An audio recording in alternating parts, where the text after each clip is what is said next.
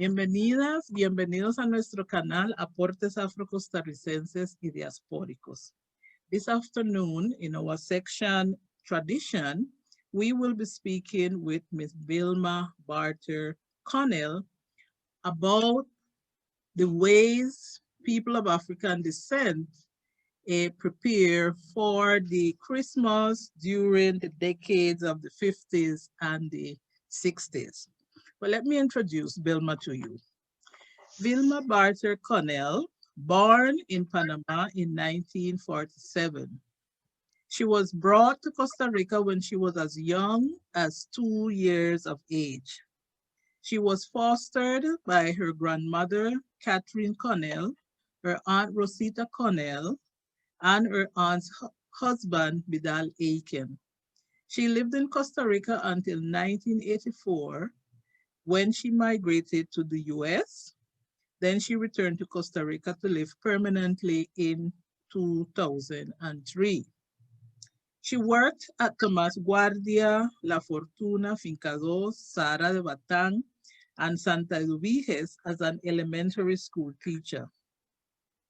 At Colegio Nocturno, she taught social studies and at Dirección Regional de Limón held the office of a science supervisor for the entire Watar Atlantic region. She attended FBC Sunday School from the age of 5 and became a member of the church since 1968. She holds a master's degree in science of education and 24 credits in bilingual Spanish from Brooklyn College in New York. While in New York, she worked at St. Mark's Lutheran School for 7 years and at PS 116 Elizabeth Farrell School for 13 years, from where she obtained her privilege of retirement. She was married in 1970 and got divorced in the year 2000. The marriage yielded no children. However, she fostered 3 children, 3 girl children, of which Odelie Magali Cooper, the only Costa Rican, stands as her daughter at present. The other 2, Crystal and Gladys, are Americans and are also close to her. She will not fail to mention that she is godmother of 31 children, of whom she is well connected and in good relationship. At present, she enjoys teaching biblical lessons and teaching English to youths on the Zoom platform. She also engages herself in doing outreach ministries to the poor and needy. Other than that, she likes cooking, baking, sewing, reading, and writing. Welcome, welcome, Vilma, to our channel.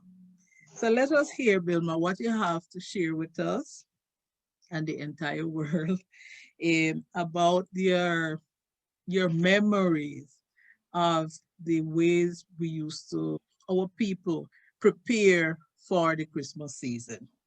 So first, let us start talking about the different stores that were in, particularly the Port of Limon. Well, good afternoon, Dr. Carmen Hutchinson.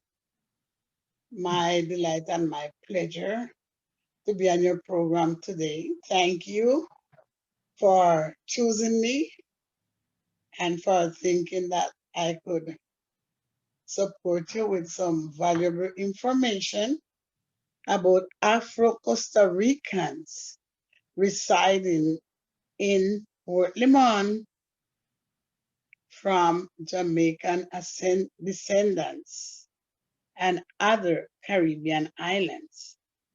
Well, I can remember make memoir of my childhood age and time in the 50s. And as far as I can remember, you're asking me about stores. I remember Bazaar, New York, and Jacarine. I remember Tienda La Nobleza. I remember Tienda Indiana. Bazar Cristal, Tienda Cader, and Gran Oriente. And we used to shop at the commissary. The commissary belonged to the United Fruit Company. And you could get variety of food and some special needs for the home at the commissary. And Jacqueline was this special store with all these fabrics, nice, beautiful embroidery fabrics and materials to make children clothes for Christmas and for New Year, and all this sequencing material with sequencing. You would get it at Jacqueline. When you go to Jacqueline, if it is too expensive, because it was very expensive, it was the most expensive fabric store in the town. So if you could not afford what you get at Jacqueline, then you go to Bazaar, New York. Bazaar, New York was like in the second place in nice materials. And then rolling down, you could go to Tienda Cader. You would get a little cheaper. And Bazaar La Nobleza was really for poor people. They had materials and fabrics that were comfortable to your pockets. And they had cheap shoes. You could get cheap shoes because if you really wanted a good pair of shoes, leather shoes, you had to go to Indiana. Indiana would have shoes like for 37 colones.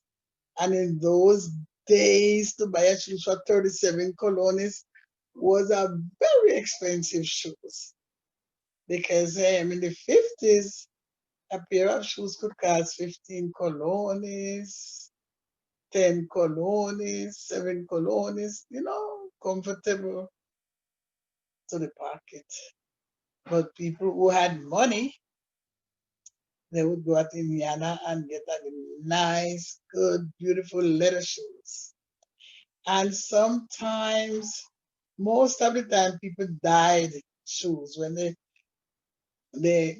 would for Christmas they would line the shoes with like satin, buy a satin white shoes, and then get it dyed by the shoemaker, the color of the dress that you're going to wear for old year's night. Because old year's night was such a special night. Everybody was just busy looking about that beautiful material for Old Year's Night to stand out and to look gorgeous and to be shining. So yes, sometimes you buy the white satin shoes and you dye it to match your dress. And for Christmas and on being a child, Christmas and New Year's and Old Year's were the best time for us because it was about, I don't want to say the only time, but it was about most of the time that we get new clothes. We were sure to get a new dress for Christmas Sunday to recite at church and a new dress for New Year's Sunday to recite at church for harvest and another dress to wear to church Old Year's Night. So we most happy people when Christmas holiday approached because it was a time when everybody was busy getting new clothes and new shoes and buying curtains for the house and new bedspread chinel. They used to call it the spread that they used to use in those days were like they call them chinel bread spread. Chinel. They were like cutting, but they were cutting, but they had like a kind of knit on it and make it so pretty. And they call them chinel bread spreads. And the house is the entire year the house did not get curtains. Brand new, beautiful curtains for Christmas. And on the floor, because the board floor was some people board floor were not so the houses were board floors. And some of the boards were not so good, so attractive. So what they do, they bought linoleum. Linoleum was a type of looking covering for the floor that looked like the tiles that we have on our floor today. But it was not cement tiles. It was not cement tiles. It was made out of some kind of plastic or some kind of material that you just lay it on the floor. And when they come to your house, the floor would look shine and pretty, especially in the kitchens. They used to lay linoleums on the floor. So come December, people never started preparing for Christmas in November. But people started getting active shopping in December. And like about the week before Christmas, the stores would be jam-packed. Everybody busy shopping. It was just a special time. And then some of the people were their own seamstress. Because I lived with my aunt and she used to sew my clothes. And eventually she taught me how to sew too. I could make you a dress right now. And we had dressmakers. We had some good dressmakers in town, Miss Winnie. The two Winnie, one in Senegita and one in Santa Luis. And you had Barbara, Miss Jackson, Leonie Jackson and Barbara Jackson. You had some good seamstress in town. And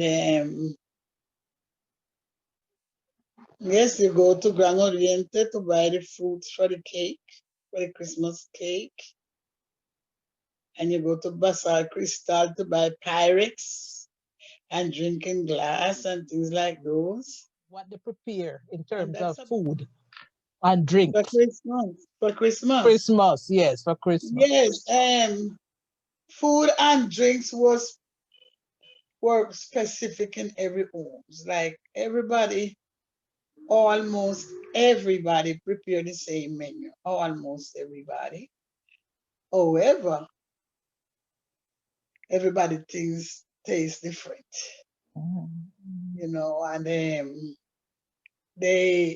they bake this cake, and the baking of the cake, like they would start baking the cake like the 21st of December.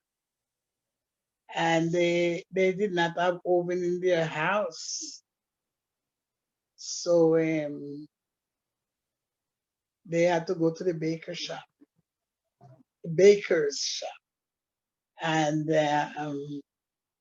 they had to go early and get an appointment what time of the day they were going to bring the batter for the cake to be baked. So we were the children, we had to stay and wash all the baking pans because they have the baking pans, put away, wash the baking pans and grease them with Crisco. They didn't use lard, they used Crisco, and sometimes they used to buy a can of Crisco at the commissary. The commissary would sell a nice can of Crisco, and they would take give us the Crisco with the paper to grease the baking pans, and they put the baking pans in a bag. And the cake, there was no food processor, to rub the cake to like what we do now, just quick in the food processor. So they had a big wooden spoon, And they would, the night before the baking of the cake, they the butter tore out with the sugar, and we started rubbing and rubbing and rubbing and rubbing and rubbing. We started rubbing the butter and the sugar until we tired, and we would go to sleep. And the next morning, we are told that we're going to get up real early to finish making the cake. And then they buy a big washing pan and mix the cake in there. And then we walk down to the baker shop with the washing pan with the butter for the cake. And they don't know how many cakes they're going to get, but sometimes they take like 10, 15 pounds. Mm. And sometimes they will be able to fill the 15 pounds, and another time one pan is left. We didn't get to, but they get a good amount when you are coming out of the baker shop. Another neighbor would ask you, how many pan you got? Say, I got 14. I got 11. And you know, everything was just friendly and jovial and nice. And they used to mark their baking pan with brown paper, because everybody had to mark their cake in the baker shop so it doesn't get mixed up. You know, they had to mark their cake, so everybody had a special way to mark their pans with their cakes so that it doesn't get mixed up with someone else's cake. And when the cakes are taken home, then they turn them over and put each cake on top of the pan. They take it out of the pan and turn on the pan and put the cake on top of the pan to make the cake cool. Mm-hmm. And then they put it up. And the drink, they used to have some special drinks for Christmas. We used to have sorrel, because sorrel was a flower that grows in the yard. So we just sorrel always ready for Christmas. Before Christmas, and we pick the sorrel and boil it with ginger and strain it and save it for 2 weeks. So by Christmas it's delicious because it's fermented. And then we have the everlasting seed. I love it. I would drink some right now. The everlasting seed look just like the coffee that they show on TV. And you know, they told us, they say, if you have COVID, don't you consume sugar, Mm-hmm. because sugar will make the COVID develop more in your body.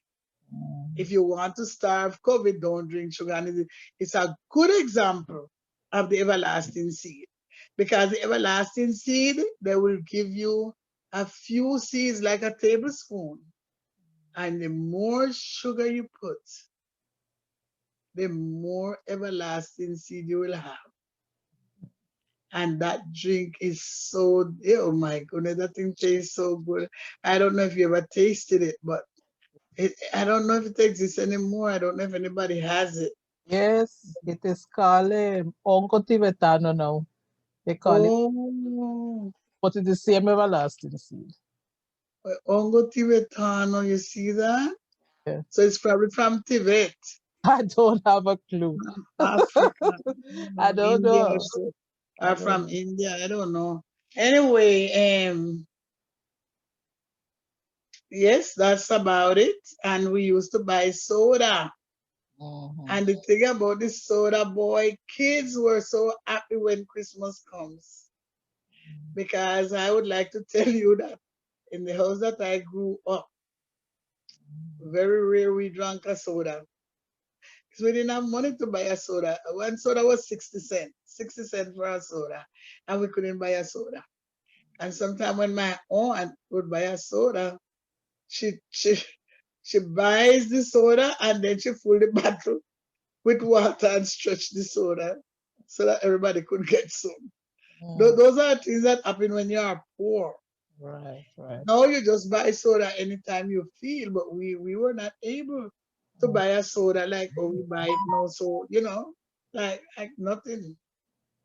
So when Christmas comes, we used to have the bottles in the house, saved from the Christmas before, and we wash them and have them in a bag. And Garong, Hernan Garong, was the one who had the factory for sodas, and he would pass by, his workers would pass by with a truckload of sodas, all kind of orange, grape, sarsaparilla, ginger ale, and the red one, and we would run out. My aunt always buy 2 dozen soda, and they watch you. You can't take more than two. Don't drink out the soda because you have to save some for when the visitors come. Right, right. Christmas Day, visitors might pass by, and you're going to serve soda and cake. And they used to do roast beef, mano de piedra, because ham, they could not afford ham. But sometimes they would buy ham at the commissary in a can. They had just the ham meat without any bone, not the ham leg. They had the can like oh you buy sardine, Okay. but a big can. And then you open that can and it have in the big is like pressed Mm-hmm. ham. Mm-hmm. And that would be that whoever have money could afford to buy that. And whoever does not have money to buy that, then they would do roast mano de piedra, or they would buy a ham ham pig leg Mm. and roast it and slice it. And then for Christmas, when people comes to your house, you just give them a slice of that, and you give them a soda and a slice of cake. And sometimes you give them cake to take home. And the neighbors would exchange cakes, because sometimes your cake is darker than my cake. Sometimes my cake has more fruit than your cake. And we exchange cakes. So sometimes in the house, we have a lot of different type of cake. Oh, that is Miss Mary's cake. That is Miss Jane's cake. That is Miss Isilda's cake. And oh, let me taste Miss Maria's cake. Because all kind of cake in the house, exchange of cake. And black people never made tamal in the 50s. The Spaniards made the tamal, and we exchanged cake for tamal. Okay. Because we had Spanish neighbors, and the Spanish neighbors, and we exchanged cake for tamal. You see? And that's about it. You just asked me about foods and drinks, right? Yes, I just asked you about food and drink, but to finish up that one, do you remember the baker shops that existed that time? Oh, I remember like Mr. Bood, Mr. Patterson, Miss Reed, and I don't remember anymore right now, but there were a few. Okay. And I assume that in every barrio did have a baker shop. No. I was living in Senegita and we had to go to town. Ah, okay. Senegita, nobody had. Mm, No, okay. no. These bakers were in town. Okay. Well, good to know. Good to know. All Yeah, right. yeah. We spoke about the food and the drinks and the meat and things like that. So what about the house decoration for Christmas? What went on? Oh, the house decoration, as much as I can remember my house and my neighbor's house, everybody had a Christmas tree in the living room. Some people had some big, gorgeous, beautiful Christmas tree. And we used to, when we finished decorating the Christmas tree, we would put on this thing that you call angel ear. They don't use angel ear anymore. And you open the angel ear, was like some fine, thready, I don't know, material. And you open it and bring it straight down on the tree. And when the tree lights up, it glows and it was beautiful. And some people could not afford a big tree. Some people had, as custom now, you buy a tree and you put it up for next year. And some people bought natural trees and put it up. And but everybody, almost everybody, tried to set up a Christmas tree in their homes. And we didn't have so much lights. We decorated with garlands, and the garlands were not so sophisticated like the ones we have today. And most of the time, we just had a wreath at the window, just one wreath with lights.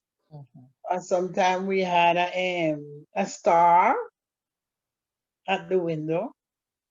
Or sometimes we had a Santa at the window.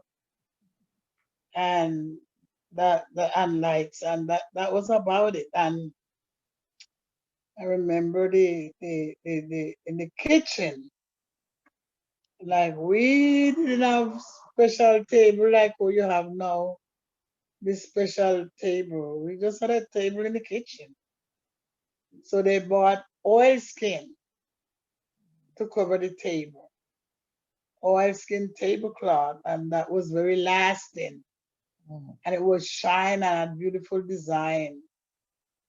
I remember when I went to Harrods in England. Harrods is the biggest store in England, like say Macy's in New York. And I remember buying a bag, and it was made out of oilskin. And it was very expensive. So I guess it's the English people, probably the English people, standard food company, probably they were the one who bring oilskin to Limon. I don't know who brought it, but I saw it in England, very expensive bags, and that bag served me so long. I think I threw it out after 20 years because oilskin is a very strong material. So they used to buy oilskin to cover the tables. I already told you the linoleum to cover the floor, and they always buy new curtains for the living room and curtains for the bedroom, and they had some bedspread that they call chinel bedspread. I think I mentioned it already. But all in all, for Christmas, the house looked good. It looks good, and they really tried their best to put out their beauty for Christmas because Christmas was just a special time of the year. And let me tell you, the living room, my aunt that I was brought up with, the living room, the chairs that I have now for my dining hall, I could show you. See my chairs, my dining hall, that something like that was the living room chair, just four of them and a little table. Okay. Did you see the chair? Yeah, yes, yes. Yes, the chairs was just like this. These were living room chairs when I was growing up. Living room chairs. Now they now they passed to be dining hall chairs because we have big luxurious living room chairs now. But when I was growing up, this is what was in the living room. And then we add in the kitchen the dining table that was board and some board chairs for the dining table that didn't have any cover, no material over it or anything, just naturally made out of board. Mm. So that's the way things was in the 50s. I'm not talking about the rich ones because you had you have people that had it more affordable than we did. Mm. But I'm talking about my experience. Because anyone might hear me that was living in the 50s, but no, we had big chair in those times. We have comfortable chairs and whatever, but that's them. I'm talking about my experience. Okay. You got it? Of course, yes. And I guess a lot of people had your same experience too. I am sure. Because we were poor because in inquiring about when Aguinaldo started, I Mm, found out that Aguinaldo started like in 1954. mhm, And most people, most black men used to work on the dock. mhm, And in those times, Aguinaldo did not cover the men that were on the dock. mm, It was only for the government. Originally, when it started, it was for people who worked with the government. So they didn't really have much money to spend. Well, mm, my aunt was a little fortunate because she had a sister in the States, two sisters, my mother and my brother Benjamin Cannell, may he rest in peace, his mother and my mother, because it was three sisters. So what my aunt did that she took care of my brother Benji Man Cannell and his sister Joanna Cannell that is living now in North Carolina and me. So the other two sisters, which was my mother and my and Benji's mother, they went to the United States. They went to Panama first. And from Panama, they migrated to the United States. So for Christmas, they sent a Christmas check. mhm. So my aunt could not go shopping until that Christmas check reached. So she's running down the post office Yes, to yes. see when the check comes and oh, we happy. Oh, money come. We used to say money come. We said money come and time to go shopping for Christmas Mhm, because there was no aguinaldo. My mhm, aunt husband, he worked on the dock and there was no aguinaldo in the 50s, in the early 50s. mhm. Very interesting, Is, Vilma. is, is that Thank- good? Yeah, man. Thanks for sharing that. Thanks for sharing. And Okay. people, and Christmas Day, people Mhm, visited your house without you inviting them. mhm. They just pass by and call, hi, Miss Canel, and come in, and they sit down and you serve them. Just what I told you. You give Okay. them a green soda and a slice of roast beef or ham and a piece of cake. All right. And they would leave and go to someone else. And sometimes they probably will bring you. And something I forgot to tell you about the apple and the grapes. Mm, The apple and the grapes, most of the time, they were not selling apples and grapes as we see it every day now in mass ferments. Apples and grapes came for Christmas. It was about the only time we had the privilege to eat grapes and apples. And the nice thing about it is that our parents, they made sure they got everything in the house for Christmas. You could drink a soda, you could eat cake, you had apple, you have grapes. And if I talk about my toys, I can't remember much toys that I had. I had some little kitchen set out of metal painted nicely with flowers or whatever. And I had a black doll. And this black doll that I remember because this black doll you could pull off her head, you could pull off her two hands, you could pull off her two legs. mm, And I like to sew because my aunt used to sew. So I used to take the little, we used to call them scrapses, mm, and I used to make little dresses for my doll. mm, And the set of toy plates had everything. It had teacup, cup and saucer, dinner plate, knife and spoon and fork. So the kids in the neighborhood, we would just play doll house. So we would just come out with our toys. Sometimes probably your neighbor toys might be, they probably get a more expensive one than you. You got a kitchen set too, but their one probably more expensive. Sometimes you get a little stove, a little metal stove to play with, and yes, children don't want those kind of toys now. You cannot buy those kind of children don't even want toys today. They want only electronics. Mhm. We didn't know anything about electronics. We Time didn't know. I change. think I think it's in the 60s they started to making plastic phone toys for kids. I think that started in the 60s. Mm. I don't remember if in the 50s. I don't remember if I had plastic phones. They used to make plastic phones though. Mm. They used to make plastic phones for kids to play with. But no, you can't give any children any plastic phone. They don't want that. Have cellular phone now, so they don't. They want cellular phone. Sí, señorita. Well, last question now, Vilma. We talk about Christmas Day and the type of playthings. Now, how the population used to prepare for Christmas Sunday.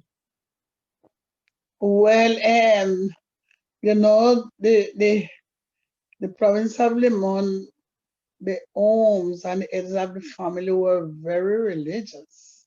The black, the Afro Caribbean. I say Afro Caribbean because they came from the Caribbean island to do the railroad and as history unwrapped.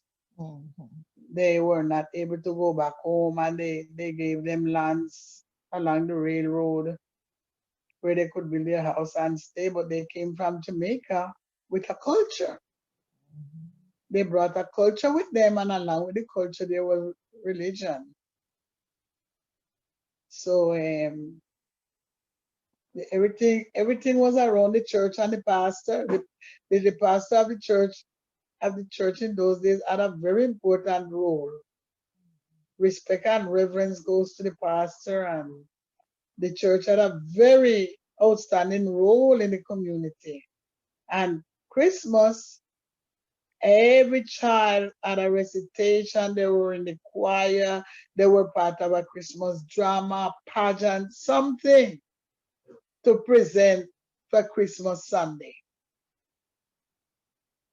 Recitations and it was the only place we have to go. So we were glad to go to practice every evening at 4.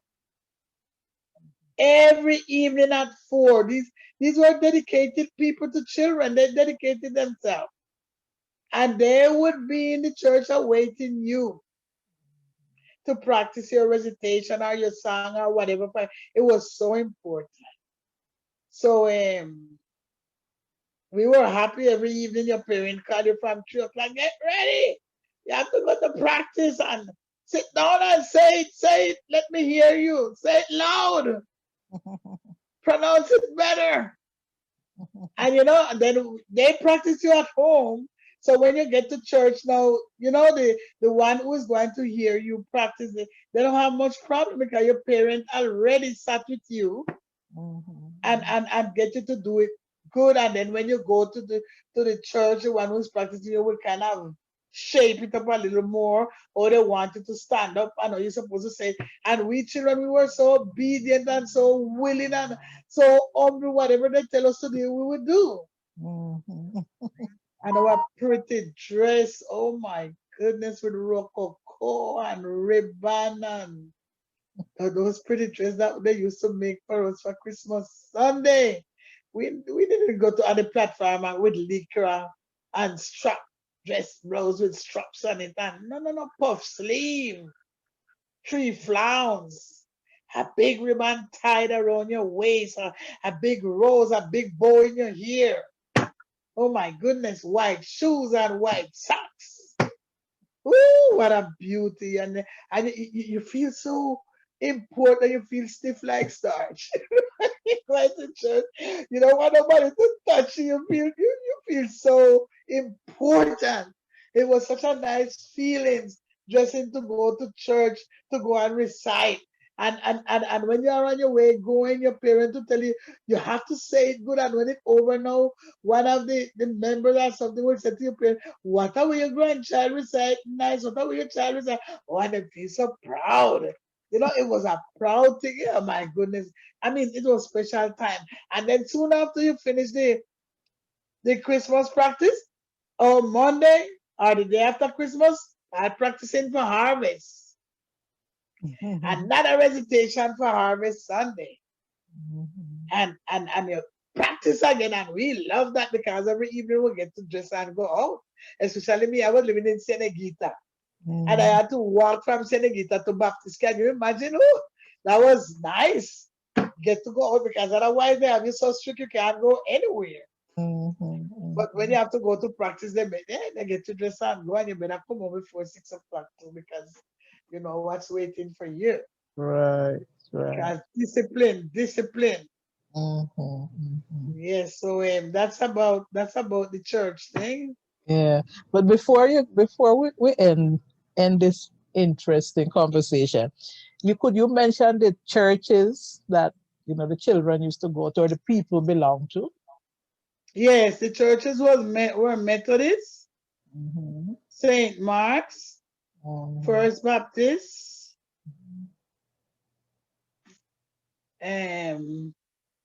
Anglican. I know, yes, yes, St. Mark's. St. Mark's. Yes, that was the main churches. Those were the ones that did this kind of thing.